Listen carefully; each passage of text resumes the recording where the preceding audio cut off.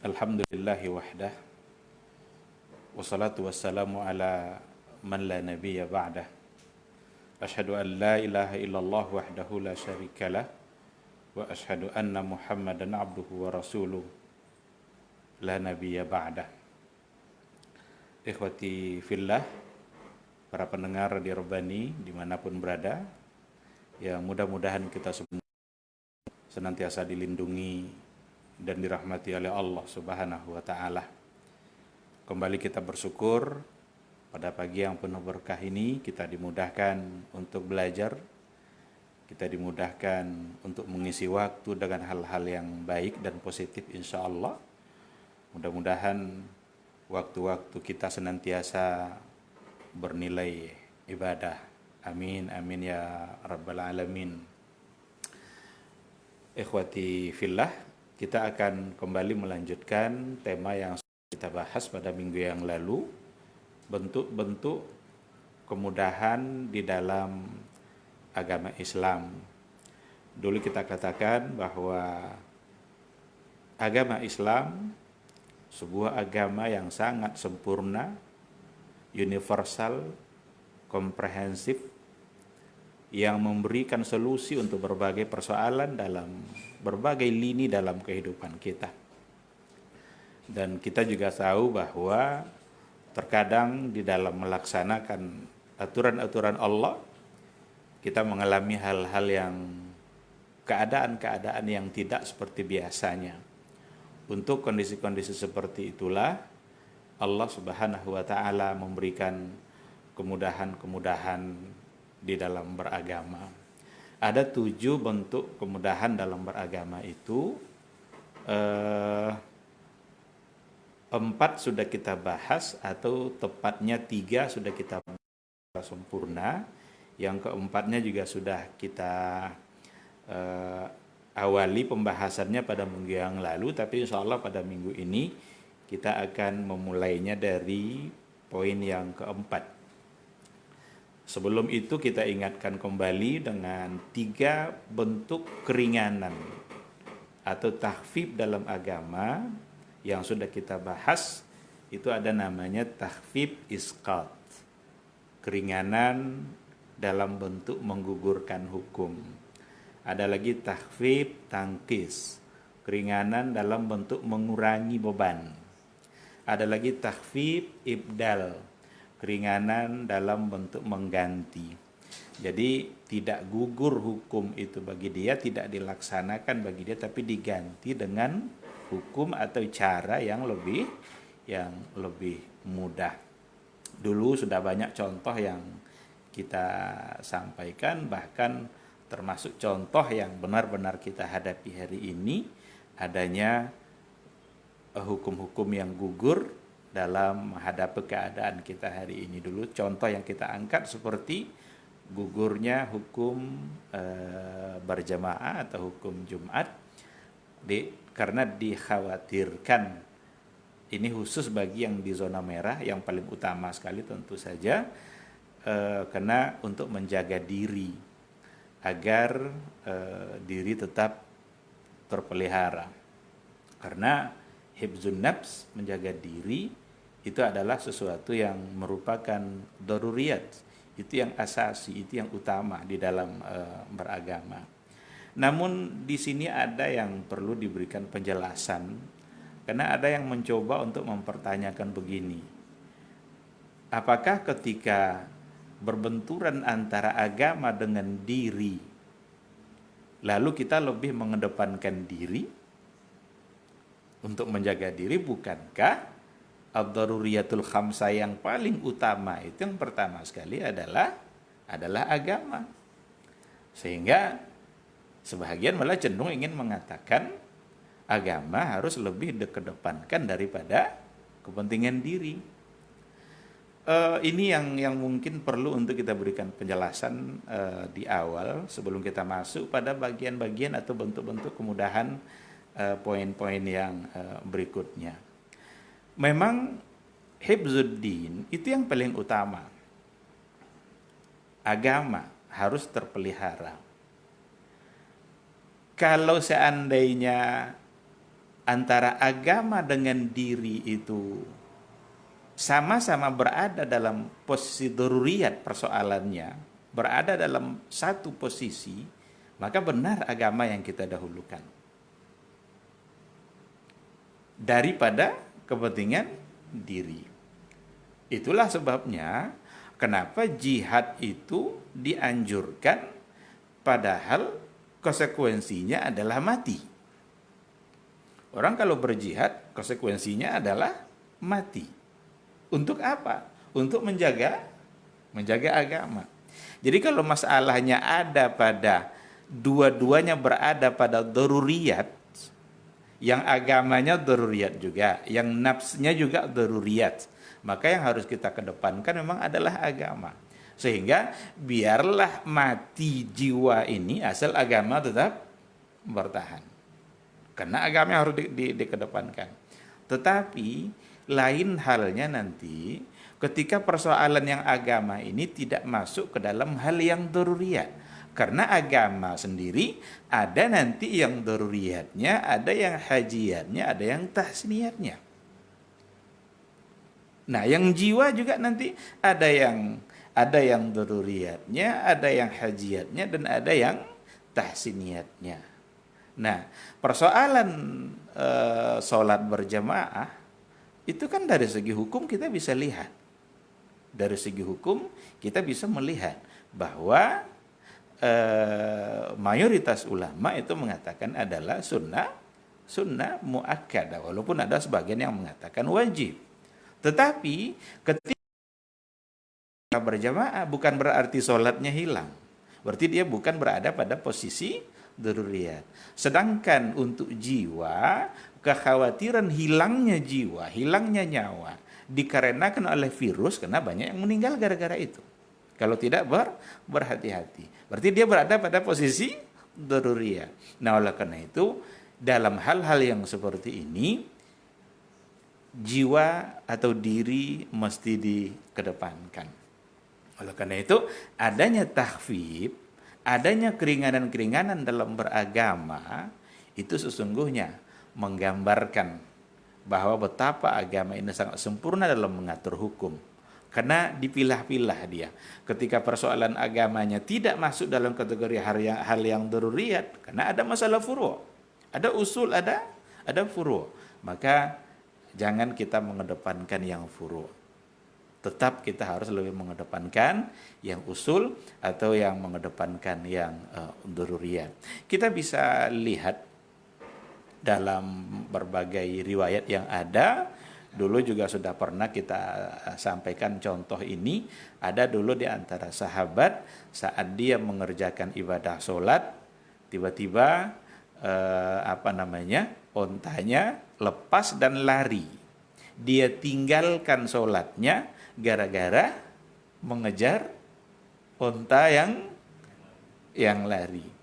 Di antara sahabat ketika itu ada yang sedikit agak memandang sinis terhadap apa yang dia lakukan. Masa gara-gara onta saja sholat ditinggalkan? Nah, ternyata sampai persoalannya kepada Rasulullah Sallallahu Alaihi Wasallam, Rasul tidak justru mempersoalkan apa yang dia lakukan, karena dia punya alasan bahwa kendaraan satu-satunya untuk pulang adalah itu, dan dia tinggal jauh dari wilayah kota, dari wilayah Madinah. Seandainya dia tidak punya kendaraan, dia di malam itu tidak akan bisa kembali kepada keluarganya. Nah, jadi apakah dia sedang melalaikan sholat? Tidak. Karena dalam hal ini memang bukan agama yang dikedepankan, tetapi ada hal lain yang perlu dia untuk jaga demi kepentingan diri dan contoh juga akan sangat banyak dalam kajian-kajian usul fikih. Itu dikatakan seandainya ada sekelompok orang yang sedang sholat berjamaah, lalu ada orang minta tolong, mungkin rumah kebakaran atau orang minta tolong untuk sesuatu hal, boleh dia untuk memutuskan sholatnya sementara, kemudian dia mau menolong. Daripada dia melanjutkan ibadah sholatnya baru ditolong, jangan-jangan selesai salam rumah juga sudah wassalam. Selesai dia salam, rumah sudah habis kebakaran. Nah, beginilah agama mengatur dalam persoalan ini. Jadi dalam masalah takhfif bukan berarti mengabaikan agama. Benar, agama adalah sesuatu yang paling utama. Tapi ketika agama itu berhubungan dengan hal-hal yang furu', sementara di satu sisi jiwa berhubungan dengan hal-hal yang usul, maka hifdzun nafs itu akan lebih diutamakan. Sama juga dengan seorang dokter yang melayani seorang pasien yang berbeda jenis. Katakanlah ada ibu melahirkan, kemudian dokternya laki-laki, bukankah dia akan melanggar agamanya sendiri? Karena agama melarang untuk memandang aurat atau memegang aurat, menyentuh. Sekarang dia melanggar agamanya untuk menjaga diri. Apakah berarti dia tidak mengindahkan aturan agama? Persoalannya tidak ada di situ. Karena agama tidak akan hilang dengan pelanggaran dia tadi. Seandainya satu perbuatan membuat agama kita akan hancur dan hilang, itu benar. Maka agama harus kita kedepankan. Oleh karena itu, sisi ini memang perlu untuk dipahami secara baik agar kita sampai kepada pemahaman yang sebenarnya. Baik, ikhwati fillah, kita kembali kepada poin-poin yang berkaitan dengan bentuk-bentuk kemudahan di dalam beragama. Yang terakhir kemarin yang kita bahas adalah takhfif takdim. Keringanan dalam bentuk mendahulukan. Ini sudah kita contohkan. Sholat jama' yang boleh ditakdim sehingga belum masuk waktunya sudah boleh dilaksanakan dikarenakan oleh dia dalam keadaan safar atau bahkan ada alasan yang lain. Karena untuk jamak nampaknya memang bukan safar saja alasannya. Dulu Rasulullah Shallallahu Alaihi Wasallam pernah menjamak Isya ke Maghrib, jamaknya jamak takdim, karena memang cuaca yang begitu buruk, dikhawatirkan hujan akan pasti turun. Lalu Nabi khawatir kalau mereka habis Maghrib pulang, lalu hujan turun, niscaya mereka akan kesulitan untuk melaksanakan Isya berjamaah di masjid. Nah, maka Nabi mengajak waktu itu untuk menjamak antara Isya dengan Maghrib di waktu Maghrib. Namanya jamak takdim. Disebabkan oleh hujan. Dikarenakan hujan itu, maka dibolehkan jamak. Kita tahulah keadaan dulu bagaimana kalau seandainya sudah hujan. Karena bisa juga dipertanyakan, apakah hari ini gara-gara hujan kita boleh menjamak? Karena kita tidak boleh juga memudah-mudahkan hukum. Ada orang rumahnya di samping masjid, karena hujan di jamaknya. Lagi pula fasilitas seperti kendaraan atau payung dan lain sebagainya, itu sudah bisa kita temukan. Maka tidak mesti juga dengan alasan hujan lalu tiba-tiba kita menjamak. Karena dihubungkan kepada masyaqqah yang dialami. Maka al-masyaqqatu tajlibut taisir. Kesulitan itu akan melahirkan kemudahan. Kalau untuk qasar memang harus safar. Kalau jamak itu tidak mesti dalam keadaan safar. Ada alasan lain yang membolehkan untuk jamak. Baik, dulu kita juga sebutkan mendahulukan pembayaran zakat.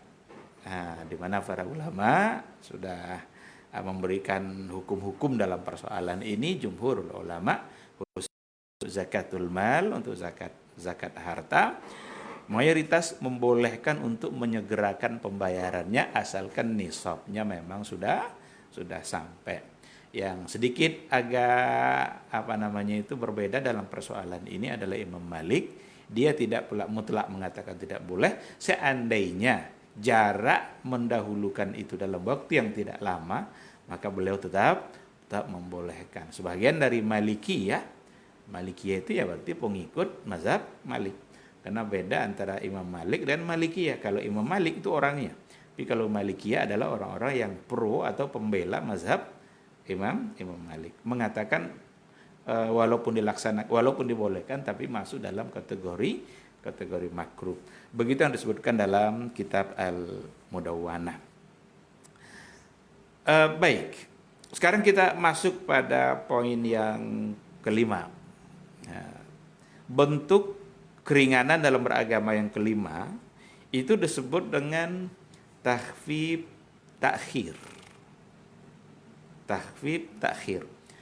Kemudahan dalam bentuk menunda. Kemudahan dalam bentuk menunda. Jadi uslub menunda, kemudahan itu dengan cara menunda pelaksanaannya. Kalau takdim tadi mendahulukan. Kalau takdim tadi ada contoh sholat jamak takdim, untuk takhir juga ada contohnya sholat jamak takhir. Jadi lawannya. Kalau takhir berarti kalau maghrib sama isya, maka mengerjakan sholat maghrib di waktu sholat isya. Seperti orang yang safar, karena memang pas kalau kita contohkan dalam persoalan safar itu yang terkandung jamak dan qasar. Orang atau kendaraan sulit untuk berhenti pada waktu maghrib, atau mungkin belum ada tempat berhenti di waktu maghrib, atau mungkin tempat yang biasa dia berhenti, karena kadang orang mencari tempat di mana dia biasa berhenti. Apalagi kalau pakai kendaraan umum, otomatis semua penumpang akan mengikuti sopirnya. Ada tempat yang mana biasa dia berhenti. Pas masuk waktu maghrib, belum sampai tempat yang biasa itu. Sekarang diteruskan perjalanannya. Sampai nanti masuk pula waktu isya. Barulah dia berhenti di sana. Bolehkah dia mengerjakan maghrib di waktu isya? Jawabannya boleh. Itulah yang disebut dengan jamak takhir. Kalau asar dengan zuhur. Karena dalam persoalan jamak itu sholat siang digabungkan dengan sholat siang dan sholat malam digabungkan dengan sholat malam. Maka zuhur kawannya adalah asar dan maghrib kawannya adalah isya. Tidak boleh dijamak asar dengan maghrib. Kenapa tidak boleh? Karena asar waktu siang, maghrib waktu malam. Jadi tidak digabung waktu siang dan waktu malam. Bagaimana kalau sifatnya kondisional? Kondisional yang dimaksud itu ya ada kondisi-kondisi tertentu di mana kita tidak bisa menghindar. Ternyata kita mengerjakan dua waktu pada dua sholat yang berbeda waktu tadi dalam waktu yang sama. Kalau memang keadaan yang menuntut ya boleh buat. Itu pun terjadi pada Rasulullah Shallallahu Alaihi Wasallam ketika terjadi perang Khandaq, Ghazwatul Ahzab. Datanglah waktu itu Umar bin Al-Khattab mengadu kepada Rasul, ya Rasulullah, sagalat nil Yahud. Orang Yahudi itu benar-benar menyibukkan saya dan saya belum sholat asar. Dan ketika itu sudah mau masuk waktu maghrib. Kata Rasul, saya pun belum. Ternyata Rasul ketika itu juga belum sholat. Maka sholatlah mereka asar di waktu maghrib, lalu kemudian baru mereka mengerjakan maghribnya. Hadis tadi juga sebagai landasan oleh para ulama mayoritas untuk mengatakan bahwa kalau seandainya kita takhir sholat itu, sholat yang mana yang harus kita dahulukan? Umpamanya kita jamak takhir antara asar dengan zuhur di waktu asar. Zuhurkah dulu atau asar? Kita jamak takhir pula maghrib sama isya di waktu isya. Maghribkah dulu atau isya? Berdasarkan riwayat yang tadi itu yang paling diutamakan adalah tertib auqat as-salah. Mendahulukan urutan waktu salat. Maka tetap maghribnya lebih dahulu, setelah itu baru mengerjakan isya, atau zuhurnya lebih dulu, setelah itu mengerjakan asar. Kecuali kalau seandainya mereka berada di satu masjid di mana orang sudah sedang mengerjakan sholat asar atau sedang mengerjakan sholat isya, maka boleh baginya untuk bersama-sama dengan orang yang mukim itu mengerjakan isya, dan setelah itu nanti baru mereka mengerjakan sholat maghribnya. Tapi secara hukum asalnya mereka mengawali dari sesuai dengan urutan waktu. Itu contoh pertama untuk takhfif takhir. Keringanan dalam bentuk mengakhirkan pelaksanaan hukum. Ada lagi takhir Ramadan lil marid. Menunda pelaksanaan ibadah Ramadan karena sakit. Seharusnya dia melaksanakan ibadah puasa pada hari itu, tapi karena dia dalam keadaan sakit, maka boleh baginya untuk tidak berpuasa, tetapi dia mengganti setelah ibadah Ramadan, setelah bulan Ramadan berlalu. Maka mengerjakan Ramadan di bulan Syawal atau membayar hutang puasa di bulan-bulan berikutnya itu disamakan dengan takhir, menunda. Jadi takhfifnya itu adalah takhfif takhir. Kan dalam ayat jelas itu ya. Faman kana minkum maridan aw ala safarin. Kalau seandainya kalian dalam keadaan sakit atau sebagai orang yang musafir lalu tidak bisa untuk mengerjakan puasa, maka tinggal diganti fa'idatun min ayyamin ukhar. Maka boleh dia tidak berpuasa tapi dia harus mengganti pada hari-hari yang setelah Ramadan berlalu. Oh iya, silakan. Dari para penanya, yang pertama Ustaz. Iya. Assalamualaikum Ustaz. Waalaikumsalam warahmatullahi wabarakatuh. Bolehkah melatih anak berpuasa setengah hari? Apakah ada dalilnya Ustaz? Iya. Melatih anak, mendidik anak itu sesuatu yang sangat dianjurkan oleh agama dalam berbagai ibadah. Rasulullah Shallallahu Alaihi Wasallam dalam sebuah hadis dia mengatakan muru auladakum bis salati fi sab'in. Suruhlah, perintahkanlah anak-anakmu untuk sholat ketika ia berumur 7 tahun. Mungkin kita bisa sepakat untuk mengatakan bahwa 7 tahun itu umur di mana dia belum baligh. Kalau belum baligh berarti belum ada ketentuan hukum. Belum ada hak dan kewajibannya, belum ada dosa dalam perbuatannya. Seandainya dia tidak sholat, dia tidak berdosa. Tapi kenapa Nabi memerintahkan? Perintahkan anakmu untuk sholat ketika berumur 7 tahun. Apakah karena sudah wajib? Belum, karena memang dia belum mukallaf. Berarti tujuannya adalah untuk mendidik. Bahkan ada lagi yang memberikan penjelasan ketika disuruh sholat di umur 7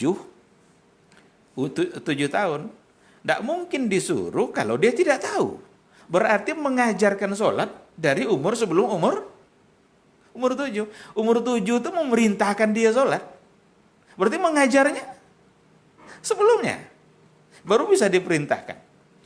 Kalau tidak diajarkan dulu, apa yang mau diperintahkan? Ada yang sampai memberikan penjelasan seperti itu. Maka berdasarkan hadis ini, boleh bagi kita untuk mendidik anak sehingga kita ajak dia untuk sholat, untuk berpuasa.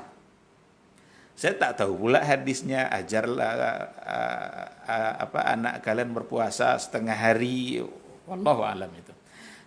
Tetapi yang bisa kita lihat pada kisah-kisah atau pada sejarah-sejarah yang diriwayatkan oleh para ulama hadis, itu ada kebiasaan orang-orang dahulu dalam bulan Ramadan untuk mengajak anak-anak mereka ke masjid, mereka dikasih mainan-mainan agar mereka lupa dengan keinginan-keinginannya untuk makan. Dan itu dalam bulan Ramadan. Maka sebenarnya mendidik anak, menyuruh dia berpuasa dianjurkan bagi orang tua. Cuma kenapa ada yang hanya setengah hari? Mungkin dia ditengoknya anaknya, mungkin ini kalau dilanjutkan puasanya mungkin akan berbahaya bagi dia, atau mungkin akan membuat dia jangan-jangan benci pula dia sama agamanya setelah dewasa nanti kan. Yang namanya melatih tentu belum bisa dipaksa. Mungkin itu sebagai alasan kenapa hanya setengah hari. Tapi kalau dia bisa full, jangan disuruh makan. Ini kan ada juga anaknya mungkin masih sanggup, tapi ibunya pula yang nyuruh, udahlah kamu setengah hari aja, makan aja.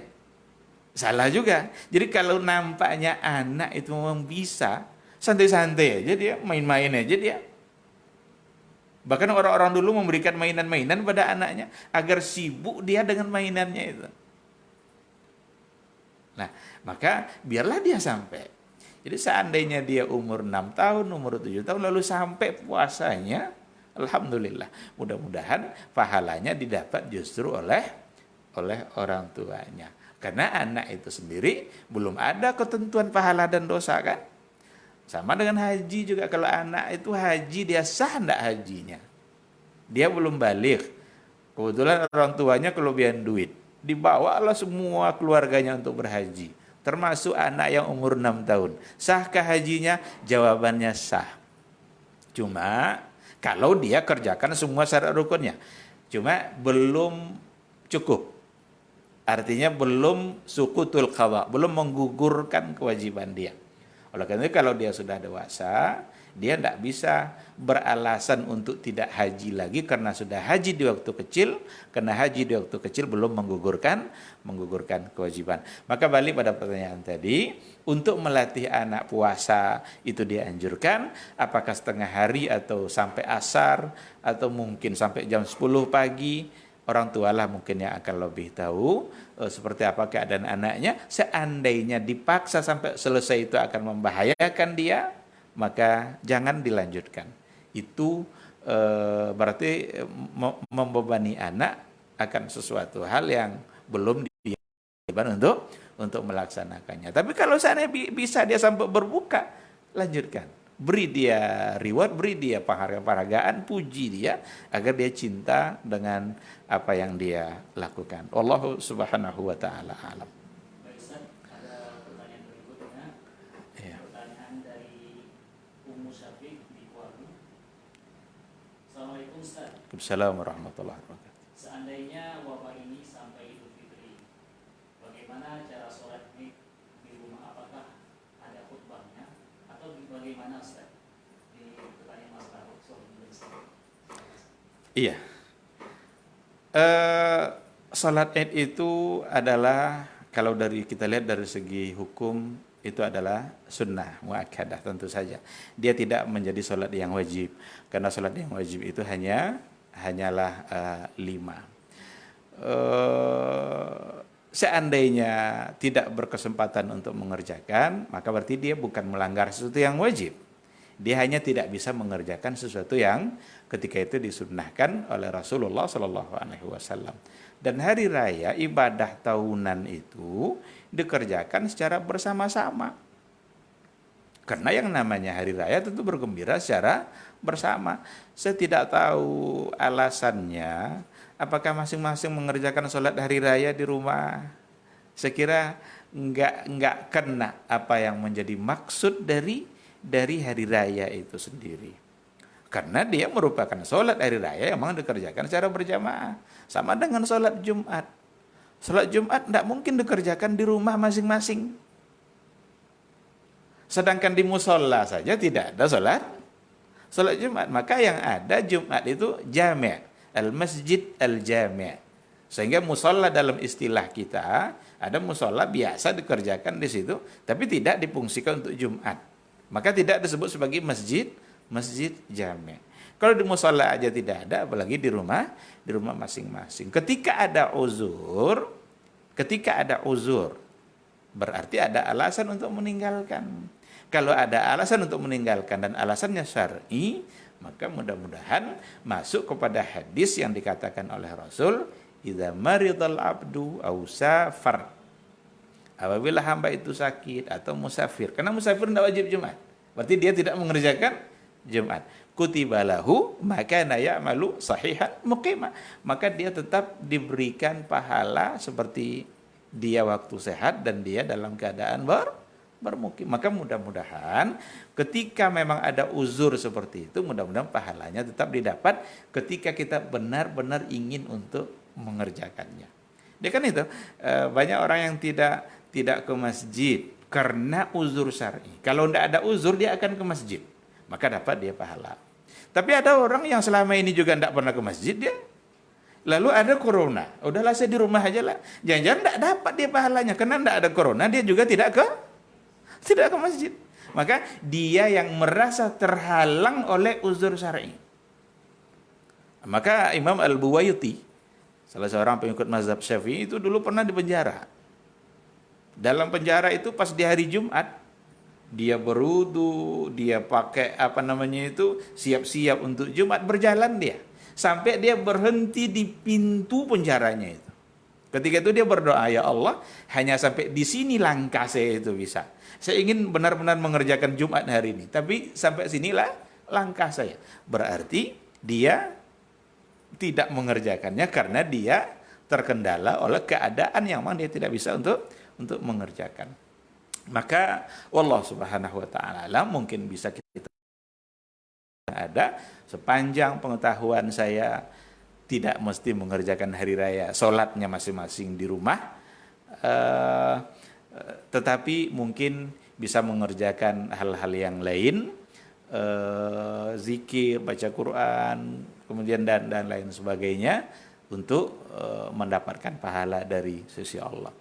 Kita khawatir kalau masing-masing mengerjakan hari raya di rumah dan mengerjakan sholat juga di rumah masing-masing, kita melakukan sesuatu yang jangan-jangan tidak ada perintahnya seperti itu. Tapi mohon maaf, mungkin perlu kita lihat lagi nanti buku-buku yang ada, kita bertanya lagi pada guru-guru kita, siapa tahu ada jawaban-jawaban yang mungkin lebih memuaskan. Wallahu subhanahu wa ta'ala a'lam. Baik, satu pertanyaan datangnya dari Abu Hanafi di Tanam. Mau bertanya Ustaz, kalau dalam safar yang menumpang bis malam tetapi tidak bisa sholat subuh, bis tidak berhenti sampai datang waktu zuhur, apakah bisa dijamak dan dikosor subuh dan zuhur? Bagaimana cara salat? Syukur Ustaz. Iya, saya kira jarang sekali yang tidak berhenti setidaknya di waktu pagi. Memang dalam safar itu kalau kita pakai kendaraan umum, yang paling terkendala itu subuh memang. Kita berupaya dulu untuk mengajak sopirnya berhenti, karena ada juga di antara sopir yang menerima itu, bahkan sopirnya juga ingin ikut mengerjakan sholat. Jangan tidak ada upaya. Artinya jangan pasrah pada keadaan, lalu nanti berhenti di waktu zuhur, subuh dikerjakan di waktu zuhur. Tidak seperti itu. Kecuali kalau tertidur dia di bis itu. Tapi kalau bangun dia, kan ada aturannya, boleh untuk mengerjakan sholat di atas kendaraan. Kalau dulu Rasulullah SAW mengerjakan sholat di atas kendaraan hanya untuk yang ibadah-ibadah sunnah saja. Karena Rasul pakai onta atau pakai kuda, dia bisa berhenti. Tetapi kalau di atas pesawat, gimana caranya? Tidak mungkin berhenti kan? Maka untuk yang fardu pun bisa dianalogikan dengan apa yang pernah dilakukan oleh Nabi di atas kendaraan. Maka bagi dia yang ada di mobil waktu itu atau di bis waktu itu, ketika memang dia tidak berhenti dan diajak berhenti dia tidak mau, maka boleh sholat di atas kendaraan. Sholat saja subuh cuma dua rakaat. Biasanya bus-bus perjalanan jarak jauh itu ada, bahkan ada toiletnya, kita mungkin bisa memanfaatkan itu untuk berwudu, lalu kemudian sholat dalam keadaan di atas kendaraan itu saja. Sholat dalam keadaan duduk juga bisa. Kalau berdiri saya kira tidak akan mungkin, tidak ada tempat. Lagian gerakan bis yang mungkin sulit untuk membuat kita kokoh dalam berdiri. Maka boleh dia untuk sholat dalam keadaan duduk dan gerakannya diaturlah sesuai dengan batas kemampuan dia bisa. Bedakan mana yang untuk ruku dan mana yang untuk sujud. Jadi tidak mesti menunggu sampai berhenti di waktu zuhur lalu subuh dikerjakan di waktu zuhur. Salat saja di atas kendaraan karena itu ada aturannya di dalam fikih Islam. Wallahu subhanahu wa ta'ala a'lam. Ya. Ya. Baik, tadi kita sudah ambil dua contoh untuk takhfif takhir. Kemudahan dalam bentuk mengakhirkan atau menunda melaksanakan apa yang diperintahkan.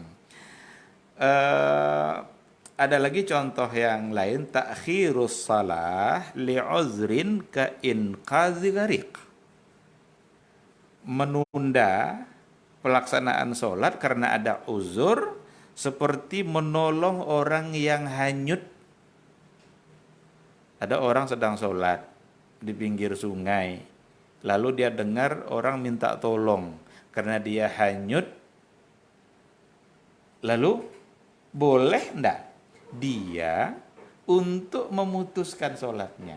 Atau sholat akan dimulai nih, ada satu kelompok yang satu jamaah yang ingin mengerjakan ibadah sholat, sudah qamat dia, Allahu Akbar, tiba-tiba ada orang yang minta tolong. Boleh enggak dia tidak sholat dulu, tapi dia justru membantu orang itu? Maka jawabannya adalah boleh. Sama dengan yang tadi itu, sama dengan yang kebakaran, ada orang minta tolong, atau mengantar orang yang sedang sakit. Dia di perjalanan, dalam mobilnya ada orang yang sedang sakit, yang mau diantarkan ke rumah sakit. Lalu dengar azan. Seandainya dia berhenti, ini orang sakit akan semakin parah keadaannya. Padahal kalau dengar azan, azan itu kan panggilan, hayya 'alas shalah, mari kita sholat. Allah yang memanggil untuk melaksanakan sholat. Tapi Allah membolehkan kita untuk mendahulukan, mengantarkan mereka yang sakit.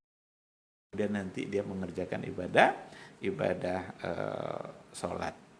Maka seperti yang saya katakan tadi, ini bukanlah persoalan mempermainkan agama, tapi karena ada uzur syar'i.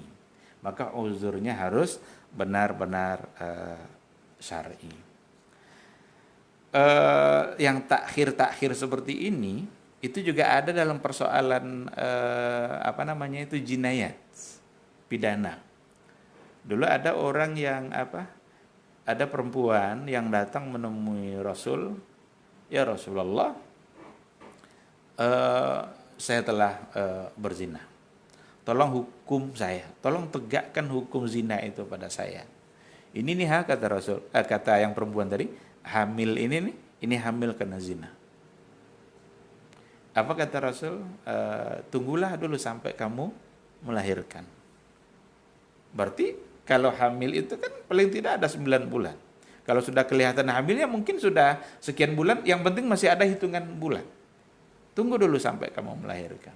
Selesai melahirkan, dibawanya bayi itu ke hadapan Nabi, ya Rasulullah, ini bayi sudah saya lahirkan, tolong hukum saya sekarang juga.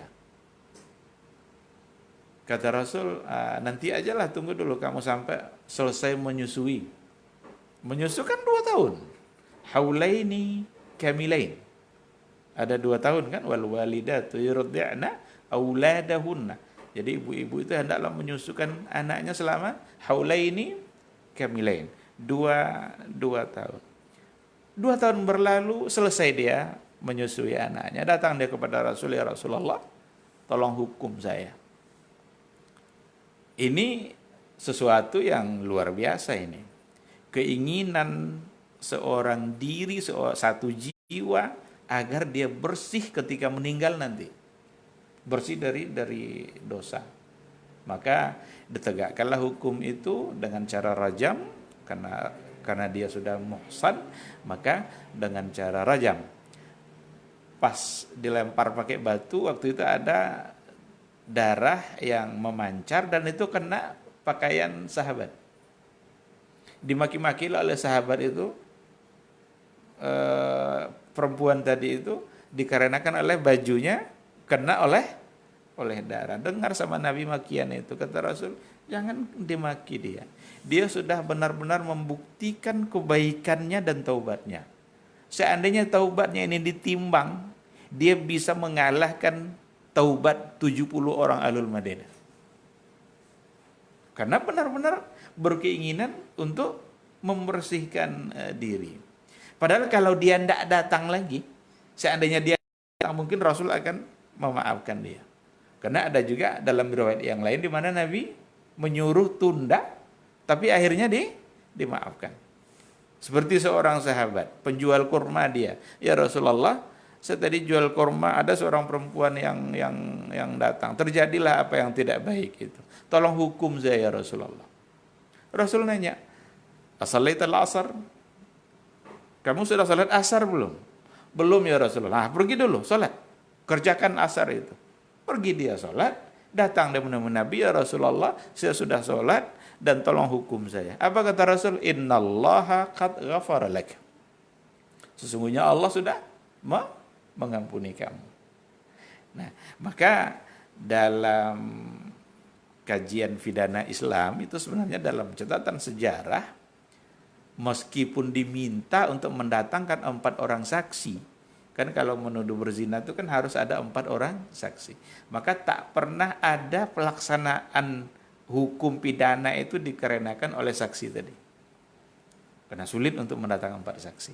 Yang ada justru adalah pengakuan. Maka diberi waktu, ditunda, itu ternyata bentuk-bentuk dari keringanan-keringanan yang ada dalam Islam. Ustaz, ada pertanyaan Ustaz. Silakan. Pertanyaan dari Abu Hafsah di Panam. Assalamualaikum Ustaz. Waalaikumsalam warahmatullahi.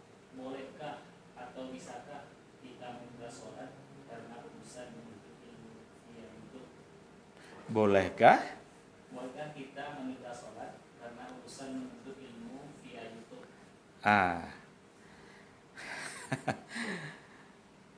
Menunda sholat karena mengikuti ceramah via YouTube. Dulu pernah dalam waktu saat belajar itu ada yang bertanya, boleh hendak menunda sholat isya karena ada majelis. Jadi majelis dimulai dari maghrib,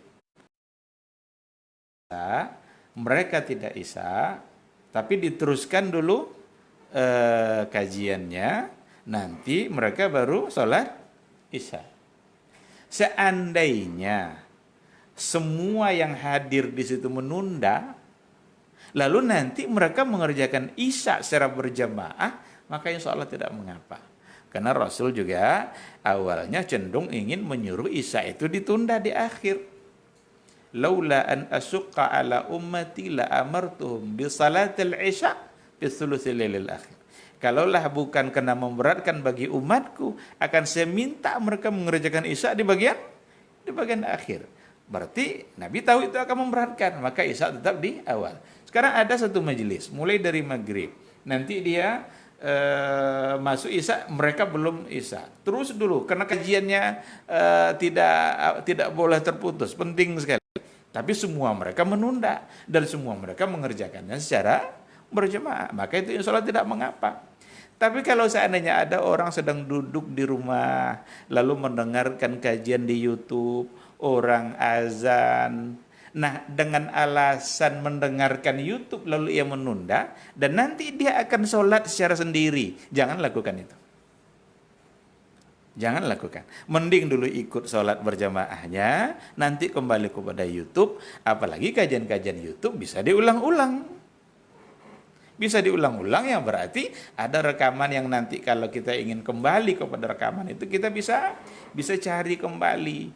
Maka jangan kita gugurkan hal-hal yang memang sangat berfaedah, sangat memberikan kebaikan dalam kehidupan kita hanya dikarenakan oleh alasan-alasan yang ternyata alasan itu tidak tidak bisa dijadikan alasan untuk menunda. Nah, oleh karena itu untuk sebuah kajian yang ada di YouTube, saya kira tidak mesti menyebabkan kita tidak mengikuti berjamaah, dikarenakan oleh nanti kita bisa cari kembali dan bisa kita ulang mendengarnya dari awal. Wallahu subhanahu wa ta'ala a'lam. Ada pertanyaan lagi Ustaz? Iya, silahkan. Pertanyaan dari Umar di Panam. Assalamualaikum Ustaz. Waalaikumsalam warahmatullahi wabarakatuh. Bagaimana tata cara membayar fidyah? Salah satunya dengan memberi makan fakir miskin. Apakah cuma cuma sekali makan kenyang atau sehari 3 kali makan? Terus apakah fidyah boleh dilakukan ketika kita menunda tahun-tahun sebelumnya, Ustaz? Terima kasih, Ustaz. Assalamualaikum warahmatullahi wabarakatuh. Iya. Kalau seandainya ada orang yang tidak bisa mengerjakan ibadah puasa, maka hukum asal sebenarnya menggantinya adalah dengan puasa yang sama. Itu hukum asal. Tapi ketika tidak bisa mengganti dengan puasa yang sama, maka solusinya adalah dengan membayar fidyah. Membayar fidyah itu artinya adalah memberikan makan kepada sejumlah hari yang dia tinggalkan. Kalau seandainya dia berhutang puasa 5 hari, maka ia beri makan 5 orang fakir miskin. Atau kalau 30 hari, maka dia beri makan 30 orang fakir miskin. Pertanyaan yang muncul adalah, itu apakah sekali makan atau sehari makan? Kalau sehari makan berarti 3 kali. Pagi sebagai sarapan, siang untuk makan siangnya, malam untuk makan malam, atau sekali. Wallahu alam, yang saya tahu selama ini, yang saya tahu itu adalah sekali makan sampai kenyang. Kalau seandainya ada orang ingin berbuat baik dalam artian ingin memberikan sehari, saya kira baik bagi dia sebagai sedekah dia. Tetapi yang akan menggugurkan kewajibannya sepanjang pengetahuan saya itu adalah dengan memberi makan sekali makan, bukan sehari makan. Yang mengatakan sehari makan itu sebenarnya sangat logis alasannya. Bukankah kalau dia tidak berpuasa, dia nanti akan makan siang, dia juga akan sarapan, dan nanti malam dia juga pasti akan malam. Tapi malam dia sudah tidak puasa lagi kan, memang sudah dibolehkan makan. Nah, jadi keringanan bagi dia boleh sarapan dan siang juga harus diganti dan memberikannya kepada fakir miskin. Itu oleh alasan yang tadi itu. Tapi saya tidak tahu adakah yang mengatakan seperti itu. Yang secara zahir dipahami dari nas yang ada, itu nampaknya adalah sekali makan, bukan untuk sehari makan. Wallahu subhanahu wa ta'ala alam. Lalu kalau seandainya memang ada yang sebelumnya, hutang puasa sebelumnya yang dia belum bayar, dan dia bisa membayarnya dengan cara berpuasa, maka berpuasa. Tapi kalau tidak, maka tetap kembali kepada cara kedua, yaitu adalah dengan memberikan fidyah. Katakanlah Ramadan yang sebelumnya, sekarang sudah masuk pula Ramadan. Ada yang tertinggal dan belum dia bayar. Apa mungkin itu terjadi? Mungkin, sangat mungkin sekali. Karena manusia ini lalai, manusia ini pelupa, baru diingatkan kalau sudah terlanjur. Maka kalau memang ada hutang, wajib dia bayar. Kalau tidak bisa membayar dengan cara berpuasa, maka berarti dia membayar dengan cara memberikan makan. Sama sejumlah tadi. Apakah jumlah hutangnya akan bertambah? Tidak. Jumlah hutang tidak akan bertambah. Kalau dulu 5 hari, maka hutang yang berikutnya juga akan berjumlah 5 hari juga. Kok tidak boleh, kok tidak ditambah? Karena Allah tidak suka riba. Jadi tidak boleh ditambah-tambah. Kalau ditambah berarti menambah jumlah hutang. Wallahu subhanahu wa ta'ala a'lam. Namun ada fatwa dari Syekh bin Baz dalam persoalan ini, seandainya dia ingin menebus kelalaiannya dengan memberikan makan, itu dibolehkan. Jadi dia tetap puasa sejumlah hutangnya, tapi dia ingin menebus kelalaiannya itu dengan memberikan makan kepada fakir miskin. Fadzalika hasan. Maka yang demikian itu menjadi baik bagi dia. Boleh dia untuk melakukan itu. Wallahu subhanahu wa ta'ala alam. Ada pertanyaan masuk lagi, Ustaz? Iya, silakan. Pertanyaan dari saudara Pemri. Assalamualaikum, Ustaz. Waalaikumsalam warahmatullahi wabarakatuh. Di saat wabah ini, sebagian orang ada yang mengusulkan ke MUI untuk memfatwakan agar tidak puasa di tahun ini dengan alasan darurat wabah COVID-19. Bagaimanakah Ustaz? Apakah ini bisa dibenarkan sesuai syariat? Iya. Itu untuk saat ini masih dianggap mengada-ngada. Pertanyaan apa? Keinginan yang ingin seenaknya, sehingga diminta untuk dikeluarkan fatwa oleh MUI agar juga tidak berpuasa. Ternyata kalau kita kembali kepada analisa-analisa para dokter, apa yang dikatakan oleh para dokter yang memang ahli di bidang ini, justru menurut mereka berpuasa itu salah satu cara justru untuk melawan corona. Dan cara berpuasa itu justru akan membuat imun tubuhnya menjadi kuat, imunitas tubuhnya. Oleh karena itu tidak ada alasan untuk meninggalkan ibadah puasa gara-gara corona. Namun ini ada nanti rincian persoalannya. Ketika ada orang yang sudah positif dan orang itu aturan penggunaan obatnya, makan obatnya diatur oleh dokter. Jam segini harus makan obat, jam 10 siang harus makan. Ini contoh ini. Kalau memang ada aturan seperti itu, bagi dia maka silakan. Dia maka dibolehkan karena memang kondisi dia yang tidak memungkinkan untuk puasa. Kalau sudah positif. Atau orang yang mungkin dalam penanganan dokter PDP yang sudah ada aturan-aturan ketentuan minum obatnya dan lain sebagainya, ya kalau memang ada seperti itu dan tidak bisa diatur untuk menjaga puasanya, ya apa boleh buat. Berarti dia bisa dianalogikan kepada sakit. Faman kana minkum maridha, bukankah dia sekarang sedang sakit? Tapi bagi mereka-mereka yang tidak, kena positif tidak, PDP tidak, ODP juga tidak, lalu dimintakan fatwa agar tidak berpuasa demi jaga-jaga agar dia tidak kena corona. Ini bisa-bisa membuat Allah jadi marah sama kita. Karena kita mencari-cari alasan untuk tidak mengerjakan apa yang diwajibkan oleh Allah. Dalam hal ini perlu kita dengarkan keterangan dokter. Mereka mengatakan itu bahwa puasa tidak sedikit pun akan menyebabkan corona itu ada pada tubuhnya. Justru menurut mereka dengan adanya ibadah puasa membuat fisik mereka akan menjadi lebih kuat imunitasnya. Allah Subhanahu wa taala a'lam. Ada satu lagi pertanyaan masuk, Ustaz. Silakan. Dari saudara Akmal di lingkungan Cipta Karya. Assalamualaikum, Ustaz. Waalaikumsalam warahmatullahi. Afwan, mau bertanya, Ustaz. Apakah anak yang pernah menyusu ke kita otomatis sudah menjadi saudara sesusuan untuk anak kita? Apakah mereka tak boleh menikah? Apakah dia juga menjadi anak kita? Atau seperti apa penjelasannya, Ustaz? Jazakallahu khair. Iya. Ini terkait dengan persoalan ar-radha'ah.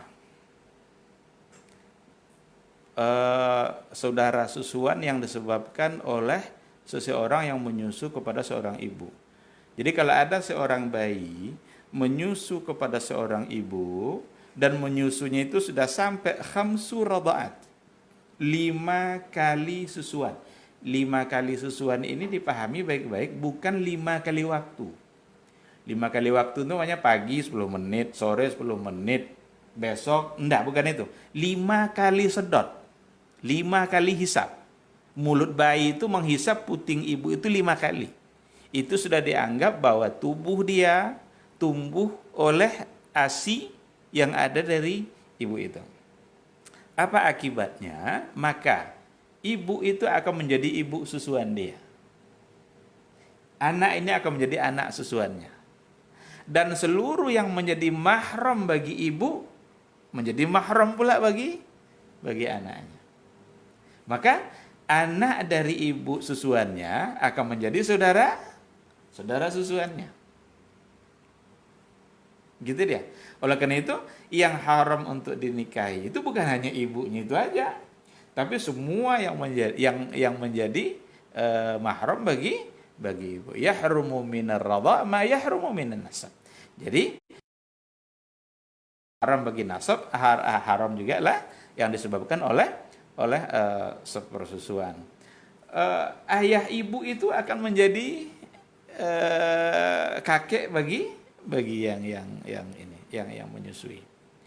Dan itu tidak berlaku pada kebalikan. Saudara yang menyusu ini bagi anak-anak ibu tadi tidak menjadi mahram karena tidak ada hubungan. Tapi anak-anak ibu yang menyusukan akan menjadi mahram bagi, seandainya dia punya 10 anak. 10 anak ini akan menjadi saudara susuan dia. Tapi saudara yang menyusu ini tidak menjadi saudara susuan bagi anak-anak dia. Maka boleh untuk menikah. Dalam hal ini perlu kehati-hatian, apalagi di kampung-kampung sering terjadi seperti itu. Karena ada anak tetangga yang dengar menangis, ibunya sedang ada di sawah, kasihan dan nengok anak tetangganya, datang dia agar anak itu diam, disusukannya.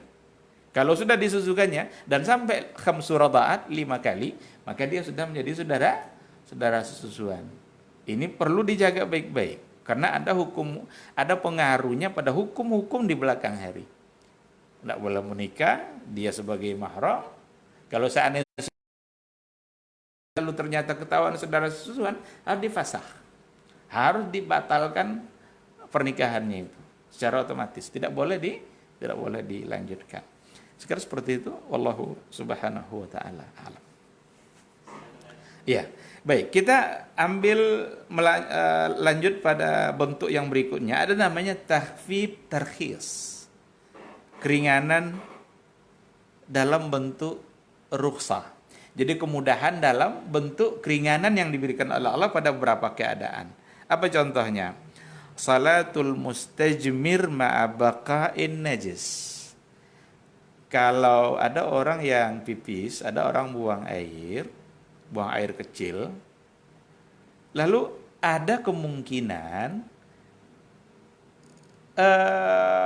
pipis itu mungkin ada percikan-percikan ya yang kena mungkin pada celana dia, tapi dia tidak tahu ini bagian mana yang kena. Seandainya memang ada, maka itu menjadi sesuatu yang ma'fu, yang dimaafkan.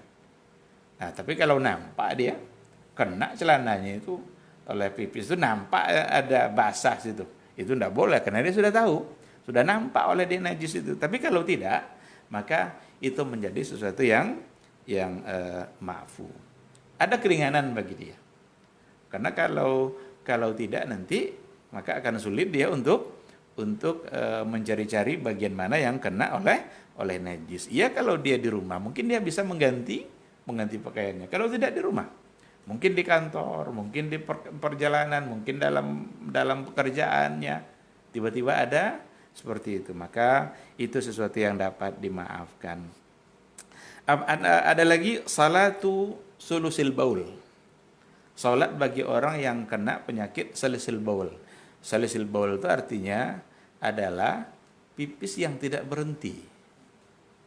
Ada penyakit yang dialami oleh sebahagian orang, pipis nanti keluar lagi, dibersihkan keluar lagi, nanti dibersihkan lagi keluar lagi. Pas mau takbir mungkin ada lagi yang keluar. Orang yang kalau memang sudah sampai ke tingkat itu, maka dia tetap dianjurkan untuk sholat. Kalau dia sholat, bagaimana nanti kalau dia keluar? Lanjut sholatnya. Karena memang keadaan dia yang seperti itu. Dibersihkan pun, ditinggalkan sholat lalu bersih-bersih, nanti akan seperti itu lagi. Cuma mungkin perlu mensiasati. Bagaimana ia mensiasati agar keluar tempat yang sudah diatur di celana dia agar tidak menyebar ke kemana-mana. Namun keluarnya tadi karena salisil baul itu membuat dia tetap dianjurkan untuk mengerjakan ibadah sholat. Tidak gugur bagi dia sholat. Oh, berarti dia sholat dalam keadaan bernajis. Untuk dia dibolehkan, tapi untuk orang lain tidak. Kalau tidak mengalami keadaan seperti itu, maka tidak boleh dia untuk menurunkan sholatnya. Seandainya ada orang yang sedang sholat lalu batal wudunya, dia harus keluar, tinggalkan sholat, lalu kemudian dia ambil wudu. Namun bagi yang selisil baul, sulit bagi dia untuk mempertahankan wudunya dikarenakan oleh pipis yang selalu mengalir karena penyakit yang dia rasakan. Ada lagi contoh-contoh yang bisa kita lihat, aklun najasati litadawi. Memakan sesuatu yang di situ mungkin ada kotornya, ada najisnya, tapi tujuannya adalah untuk berobat. Litadawi. Maka seandainya memang dia tidak punya obat yang lain, kemudian berdasarkan pernyataan para ahli itu bisa menyembuhkan, padahal itu mungkin saja adalah sesuatu yang tidak boleh untuk dimakan. Maka dalam kondisi seperti itu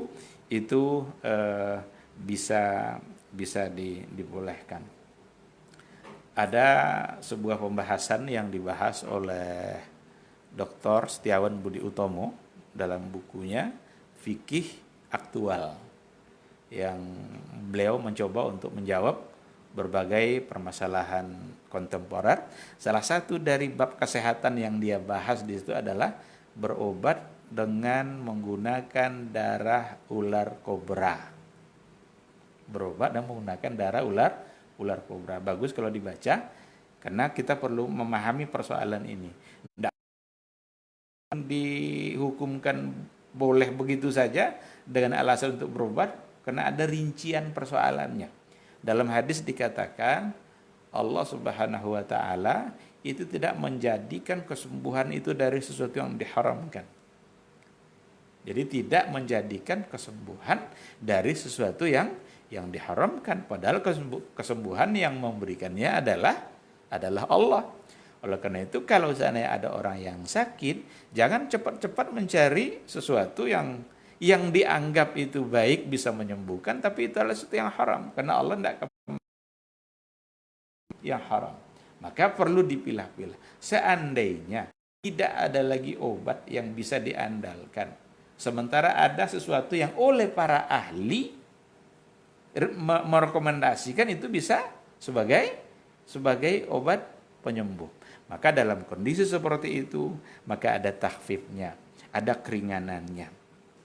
Itulah yang disebut dengan takhfif tarkhis, kemudahan dalam bentuk rukhsah. Ya. Ada pertanyaan yang mengenai takhfif tadi. Iya. Tadi sebagaimana Ustaz menjelaskan masalah kencing yang berterusan. Iya. Bagaimana kalau orang yang suka buang angin berterusan? Apakah ada takhfifnya? Itu bisa dianalogikan, karena memang ada yang seperti itu. Artinya bukan karena perut kembung atau bukan karena apa gitu ya, tapi memang keadaan dia yang seperti itu. Kalau ada orang yang mungkin ingin buang angin, akramakumullah, hanya karena ingin buang air besar, ya buang aja dulu.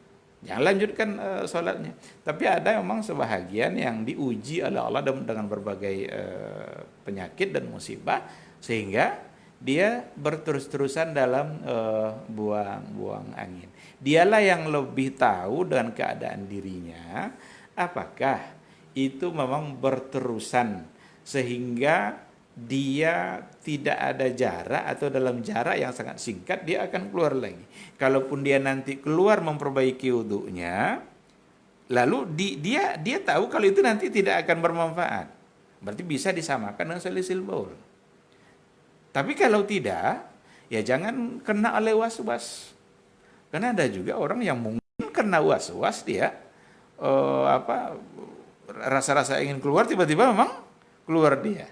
Karena kalau was-was seperti itu ya bisa terjadi sesuai dengan yang dibayang-bayangkan itu. Maka jangan tanggapi was-was yang ada dalam pikiran kita itu.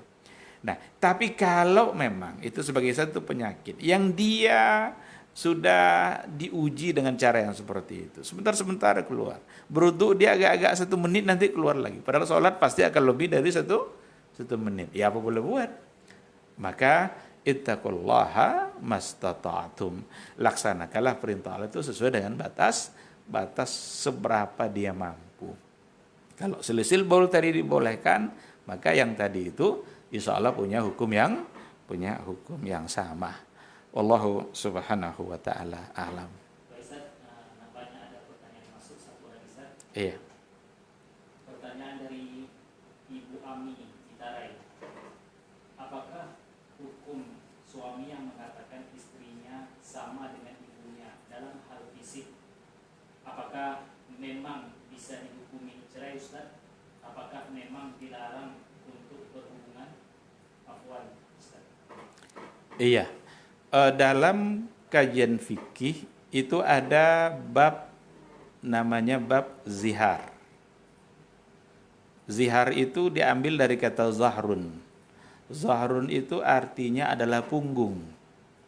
Jadi ada dulu kebiasaan orang-orang jahiliyah untuk menyamakan istrinya dengan punggung ibunya. Kalau dikatakan anti kazahri ummi, kamu sama kedudukannya dengan punggung ibu saya. Kenapa punggung yang menjadi patokan? Ya karena kalau mengendarai onta, itu kan dia naik di atas punggungnya. Kalau mengendarai kuda, itu juga naik di atas punggung. Jadi hubungan suami istri itu cenderung disamakan dengan menaiki kendaraan seperti itu. Maka yang jadi patokan adalah kazahri ummi. Permasalahan yang muncul adalah apakah menyamakan di situ menyamakan bentuk atau menyamakan kedudukan. Kalau kedudukan itu saya kira sudah pasti itu. Karena menyamakan kedudukan istri dengan ibu kan tidak boleh digauli. Maka hukumnya juga akan menjadi sama. Maka dilaranglah dia untuk menggauli istrinya sampai dia bayar kafaratu zihar. Bagaimana dengan fisik? Atau bagaimana dengan selain punggung? Umpama kamu sama seperti telinga ibuku. Dia tidak punggung. Kenapa punggung? Ya kayak tadi, karena biasanya mengendarai itu di atas di atas punggung. Suami istri itu dianggap seperti mengendarai kalau mereka melakukan hubungan suami istri. Mungkin wallahu alam saya belum bisa memberikan penjelasan yang lebih luas. Apakah memang untuk fisik juga seperti itu? Apakah memang disamakan hukumnya atau hanya sekedar kedudukannya saja? Mudah-mudahan nanti insya Allah bisa kita carikan jawabannya di waktu yang lain. Tapi kalau dia menyamakan kedudukan, itu sudah bisa dipastikan sebagai zihar, di mana itu membuat dia tidak boleh untuk melakukan hubungan suami istri. Wallahu subhanahu wa ta'ala a'lam. Terima kasih atas pemaparan Ustaz. Kita kembali ke kesimpulan. Iya, baik. Jadi dari beberapa kemudahan tadi sebenarnya masih ada satu ya, tapi tidak terlalu banyak penjelasannya. Ada namanya takhfif taghyir, keringanan dalam bentuk taghyir, merubah. Beda sama ibdal. Kalau ibdal mengganti, kalau taghyir itu merubah. Seperti pelaksanaan sholat dalam keadaan takut, sholat khauf. Itu ada perubahan cara. Ada yang di belakang tetap berdiri, yang depannya ruku sujud. Nanti yang depannya lagi pindah ke belakang berdiri, ini pindah ke depan. Itu merubah cara. Dan itu juga sebagai bentuk kemudahan yang ada dalam agama. Maka dari semua bentuk kemudahan itu dapat kita pahami betapa sayangnya Allah Subhanahu wa taala kepada hambanya, sehingga yang penting hukum sana meskipun dengan beberapa ketentuan yang tidak sesuai dengan keadaan yang normal. Jadi seandainya memang ada hal-hal yang menyebabkan seseorang itu mendapatkan kesulitan dalam melaksanakan kewajiban, maka ternyata ada kemudahan-kemudahan sebagai solusi yang diberikan oleh Allah dan oleh Rasulullah Sallallahu Alaihi Wasallam. Dan itu artinya adalah bahwa bagaimana kita setiap saat harus tetap istiqamah dalam mengerjakan perintah Allah, meskipun dengan tata cara yang sedikit berubah disebabkan oleh uzur syar'i. Demikian, terima kasih, mudah-mudahan bermanfaat insyaallah. Assalamualaikum warahmatullahi wabarakatuh. Waalaikumsalam warahmatullahi wabarakatuh. Alhamdulillah.